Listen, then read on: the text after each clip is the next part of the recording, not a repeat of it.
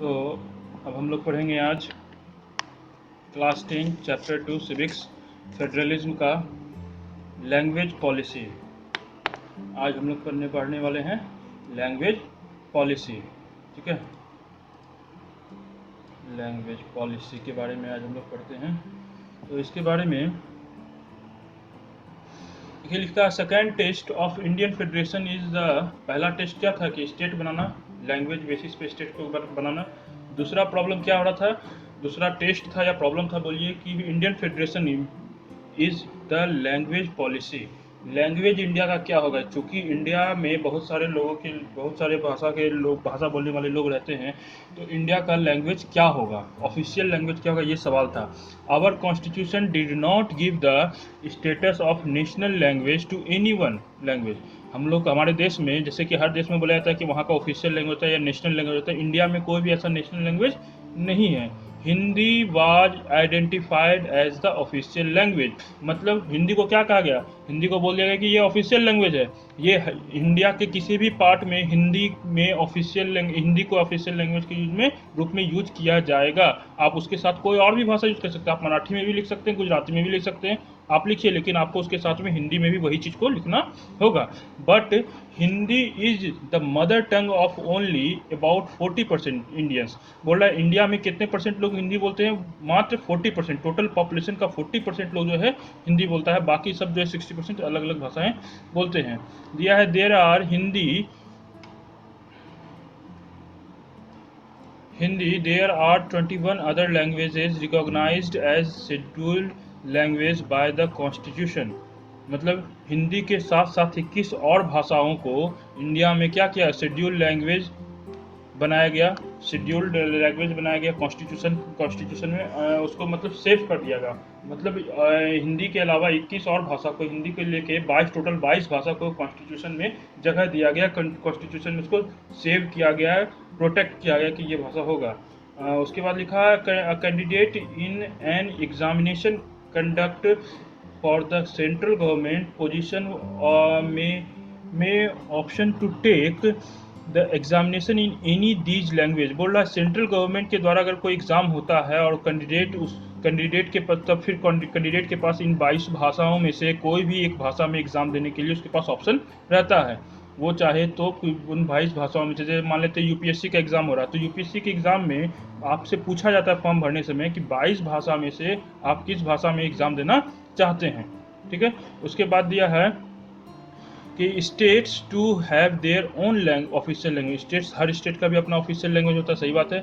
Much of the government work takes place in the official language to the concern state. Much of the government work place in the official language in the concern state. अलग अलग राज्यों में अपने हिसाब से वहाँ की अलग अलग भाषाएं बोली जाती है। वो अपना ज़्यादातर काम जो है वहाँ की राज्य की भाषाओं में ही करते हैं। जैसे कि महाराष्ट्र का बात करते हैं तो महाराष्ट्र में ज़्यादातर काम जो है ऑफिशियल लैंग्वेज मराठी में ही यूज होता है। वेस्ट बंगाल का बंगाली में ही ज़्यादातर ऑफिशियल काम ऑफिशियल लैंग्वेज के रूप में यूज किया जाता है। फिर आगे बढ़ते हैं, according to the constitution the use of English for official purpose was to stop in 1965। Constitution के हिसाब से बोला गया था कि 1965 में इंग्लिश को ऑफिशियल यूज बंद कर दिया, इंग्लिश का जो ऑफिशियल यूज है उसको बंद कर दिया जाएगा। However many non Hindi speaking states demanded that the use of English continue. जैसे ही ये बात क्लियर हुआ कि 1965 में इंग्लिश को बंद कर दिया जाएगा ऑफिशियल यूज में, ऑफिशियल पर्पस के लिए, तो जो नॉन हिंदी वाले थे, लोग थे, नॉन हिंदी बोलते थे, वो लोग का डिमांड हुआ कि नहीं, इंग्लिश को कंटिन्यू करना है। इन तमिलनाडु में ये जो मूवमेंट था कि इंग्लिश को बंद नहीं करना, ये जो मूवमेंट था ये विद्रोह हो गया, वहाँ पे बहुत वायलेंट हो गया। लोग विद्रोह करने लगे, या फिर बोले उग्र रूप से प्रोटेस्ट करने लगे, तोड़फोड़ करने लगे। तो दिया है आगे, the central government responsibility by arranging to continue the use of English along with Hindi for official purpose. इसी कारण से सेंट्रल गवर्नमेंट को क्या करना पड़ा, इंग्लिश को और हिंदी को दोनों को ऑफिशियल पर्पस के लिए डाल दिया गया कि हिंदी को जैसे आप लोग ऑफिशियल पर्पज से यूज करते हैं वैसे ही इंग्लिश भी इंडिया में ऑफिशियल पर्पज के लिए यूज किया जाएगा। अब बात करते हैं इंडिया में प्रमोशन किया जाने लगा हिंदी का, हिंदी लैंग्वेज का प्रमोशन किया जाने लगा। इसका ये मतलब नहीं है promotion of Hindi promotion of Hindi continue to be official policy of the government of India. Government of India policy चला रहा है कि हिंदी को हिंदी लैंग्वेज को ऑफिशियली लाया जाए या फिर उसको ज़्यादा प्रमोट किया, ज़्यादा से ज़्यादा लोग उसको बोल सके। प्रमोशन डज नॉट मीन, ये प्रमोशन कर रहा है तो इसका ये मतलब नहीं कि सेंट्रल गवर्नमेंट लोगों पे नॉन हिंदी स्टेट्स पे ये बात ज़बरदस्ती लाद रहा है या इम्पोज कर रहा है कि आपको भी हिंदी बोलना ही पड़ेगा। ये एक प्रमोशन कर रहा है कि आप सेकेंड या थर्ड लैंग्वेज होगी, मतलब आप अगर बंगाली बोल रहे हैं तो आप सेकेंड लैंग्वेज आप हिंदी को रख सकते हैं अपना, ये बात उसमें बोल रहा है। Central government can impose Hindi on states where speaks a different language, इसका ये मतलब नहीं है। Promotion does not mean that the central government can impose Hindi on states where people speaks a different language, मतलब सेंट्रल गवर्नमेंट किसी पे impose नहीं कर रहा है, किसी स्टेट्स पे या किसी गवर्नमेंट पे कि आपको हिंदी बोलना ही पड़ेगा। आप सेकंड या थर्ड लैंग्वेज में आप अपना हिंदी रखिए, आपको ऐसा ऑप्शन दिया जा रहा है, आपको ऐसा समझाया जा रहा है। ठीक है, यही चीज़ देखिए ये जो नोट्स है इसमें भी क्या लिखता है, after independence there was a great deal of confusion as the which language should be the official language of the country. बहुत बड़ा कंफ्यूजन था कि कौन सा लैंग्वेज को इंडिया का ऑफिशियल लैंग्वेज बनाया जाए। While Hindi speaking states wants Hindi वाले भी चाहते थे हिंदी बने, हिंदी नेशनल लैंग्वेज बने, लेकिन नॉन हिंदी स्पीकिंग स्टेट्स जो थे वो चाहते थे कि इंग्लिश ऑफिशियल लैंग्वेज बने। फिर आगे देखिए लिखा है the leaders of our country adopt very cautious attitude, मतलब ये जो लीडर्स थे कंट्री के उसमें वो एक ऐसा निर्णय लिए जिससे कि नया लैंग्वेज पॉलिसी में कि जिससे कि ये प्रॉब्लम सॉल्व हो जाए। जैसे कि बताया कि हिंदी पहले ही बताएं हिंदी क्या था, हिंदी बोलने वाले कंट्री का टोटल पॉपुलेशन 40% थे, टोटल पॉपुलेशन में 40% लोग ही हिंदी बोलते थे। Was declared official language, Hindi को ऑफिशियल लैंग्वेज मान लिया गया। Many language were recognised as scheduled language by the constitution, इसके अलावा क्या किया गया, हिंदी के अलावा 21 और लैंग्वेज को भी कॉन्स्टिट्यूशन में ऐड कर दिया गया जिसको कि कहा जाता है शेड्यूल्ड लैंग्वेज। ठीक है, candidates appearing on any central exams, कोई भी कैंडिडेट है जो कि सेंट्रल एग्जाम में बैठ रहा है उसके पास ऑप्शन रहेगा इन टोटल 22 भाषाओं में से, टोटल 22 लैंग्वेज में से कोई भी किसी में भी एक लैंग्वेज में एग्जाम देने के लिए। States there have their own official language, states have their own official language and all government work is done in official language of concern state. States के पास ऑफिशियल लैंग्वेज है, वो अपना भाषा को ऑफिशियल लैंग्वेज में यूज कर सकता है, लेकिन इंग्लिश और हिंदी भी उसको साथ में यूज करना होगा।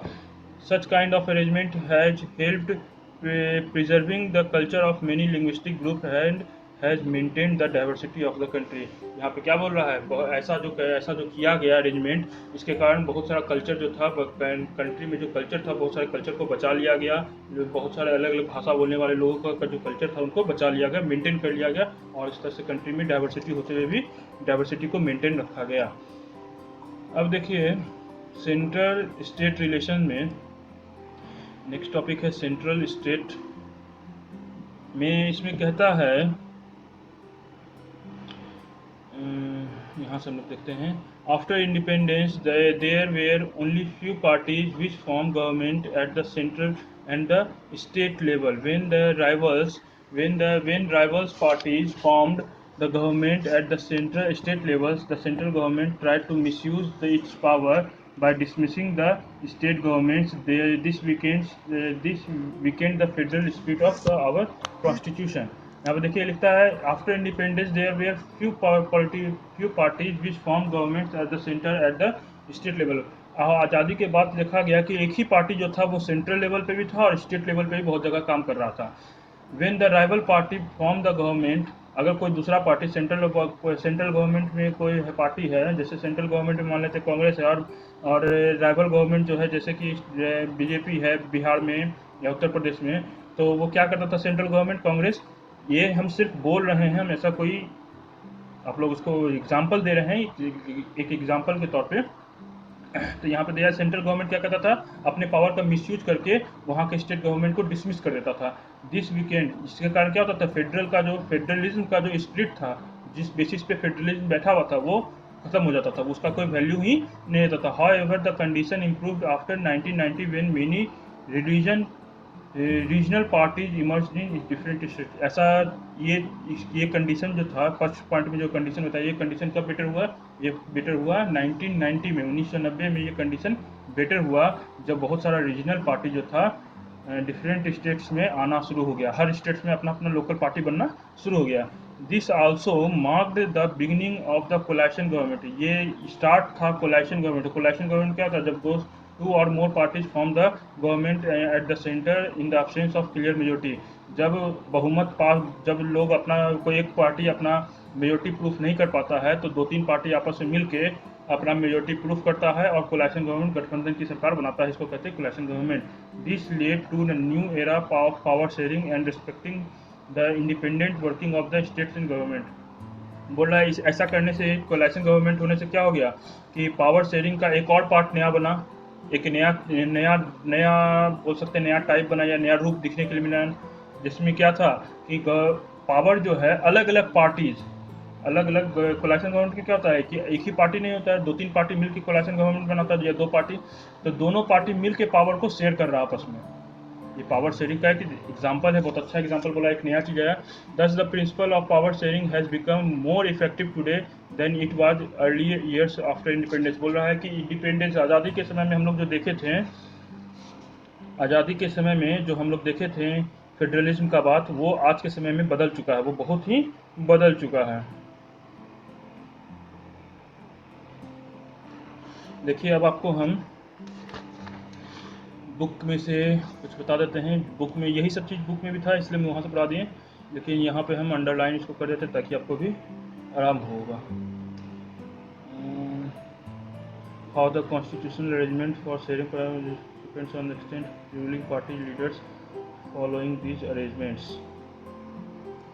क्या कह रहा है? सत्ता की साझेदारी की संवैधानिक व्यवस्था वास्तविकता में कैसा रूप लेगी, यह ज़्यादातर इस बात पर निर्भर करता है शासक दल और नेता किस तरह व्यवस्था का अनुसरण करते हैं। मतलब यहाँ पे कहना चाह रहा है कि पावर शेयरिंग किसी भी कंट्री में किस तरह का रूप लेगा, किस तरह का डिज़ाइन बनेगा, किस तरह का आइडियल बनेगा, ये डिपेंड करता है वहाँ के रूलिंग पार्टी और लीडर्स पे। वो पावर शेयरिंग के प्रिंसिपल को या फिर कह सकते हैं कि फेडरलिज्म के प्रिंसिपल को किस तरह से फॉलो करते हैं, ये इस बात पे डिपेंड करता है कि आने वाले समय में पावर शेयरिंग किस तरह से दिखने लगेगा। अगर पावर शेयरिंग की जिस तरह का सोच के, जिस तरह का आइडिया को रख के पावर शेयरिंग का बात कहा गया है, उस तरह से अगर उसको पॉलिसी को फॉलो किया जाएगा तो आने वाले समय में पता चलेगा कि पावर शेयरिंग बहुत अच्छा चीज़ है। लेकिन अगर वही उसके उल्टा विपरीत काम होता है तो पता चलेगा कि पावर शेयरिंग से कोई फायदा नहीं होने वाला, उल्टा वो दो लोगों के लिए खराब हो सकता है। ठीक है, आगे दिया है for a long years ago, ये वाला एग्जाम्पल अभी हम समझाए थे वही है। ठीक है, यहाँ से यहाँ तक जो भी एग्जांपल हम फर्स्ट नंबर पॉइंट में ये जो समझाए थे, ये जो फर्स्ट नंबर पॉइंट में समझाए थे, ये वाला वही है। ये चीज़, यही चीज़ को यहाँ पे शॉर्ट में है, यहाँ पे ये चीज़ लॉन्ग में है। फिर भी कोई दिक्कत होगा तो पूछेगा, बताएंगे, बताने के लिए ही बैठे हैं। आगे फिर यहाँ पे देखिए लिखा है ऑल द, ये भी चीज़ लिखा है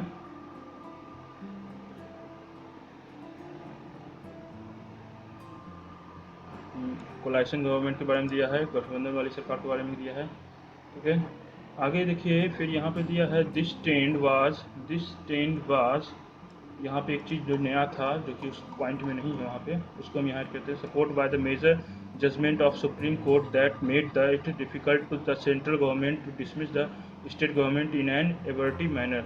बोल रहा है यहाँ पे क्या बताए थे, यहाँ पे था ना कि वो अपने central government the central government may try to misuse its power by dismissing the state government। लेकिन क्या हुआ, सुप्रीम कोर्ट एक ऑर्डर दिया, सुप्रीम कोर्ट जब एक ऑर्डर दिया उसके बाद सेंट्रल गवर्नमेंट के पास ये पावर नहीं रहा कि वो स्टेट गवर्नमेंट के पावर को, स्टेट गवर्नमेंट को डिसमिस कर सके, उसके पास से ये अधिकार छीन लिया, उसके पास से क्या किया, ये अधिकार छीन लिया। तो चलिए इतना दूर तक हो गया है, आगे इसमें कोई कन्फ्यूजन होगा तो फिर पूछिएगा। नेक्स्ट टॉपिक हम लोग पढ़ेंगे, नेक्स्ट टॉपिक हम लोग का होगा linguistic diversity in India. Linguistic diversity in India, ये हम लोग पढ़ेंगे। ठीक है, थैंक यू।